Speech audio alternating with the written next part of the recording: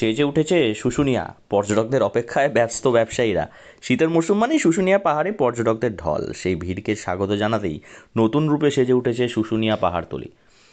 ঝর্ণাতলা থেকে পাহাড়তলি সর্বত্রই চলছে সাজসজ্জার কাজ। শুশুনিয়া ঝর্ণার আশেপাশে রং তুলির স্পর্শে নতুন মাধুর্য এনে দিচ্ছেন শিল্পীরা। নরসিংহ মন্দির, শিব মন্দির এবং ঝর্ণাতলার সমুদ্র মন্থন থিমের শিল্পকর্ম নতুন করে রঙিন হয়ে উঠছে। অন্যদিকে পাহাড় কোলের দোকানগুলোও সাজিয়ে তুলছেন উদ্যোক্তারা। পর্যটকদের আকর্ষণ বাড়াতে নতুনত্ব আনছেন ব্যবসায়ীরা।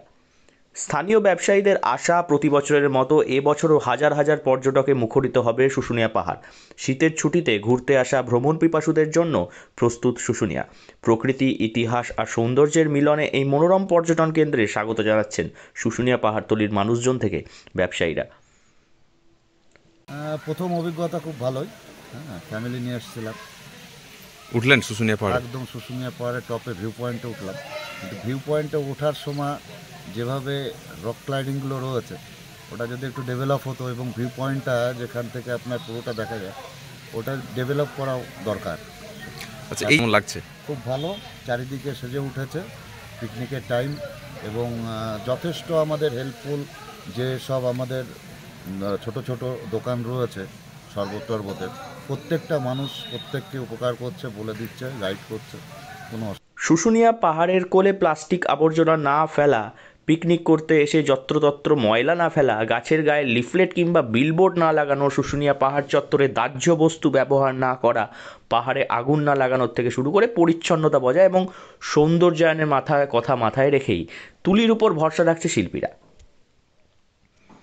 পর্যটন মৌসুম ঢুকে পড়েছে শুশুনিয়ায়। এবার শীত একটু পড়তেই আর রোদ একটু চড়তেই পর্যটকদের ভিড় লেগে গেছে। সেই কারণে ঢেলে সাজানো হচ্ছে বাগান, রং করা হচ্ছে কটেজগুলিতে, পরীক্ষা করে দেখা হচ্ছে বাচ্চাদের পার্কের সরঞ্জাম।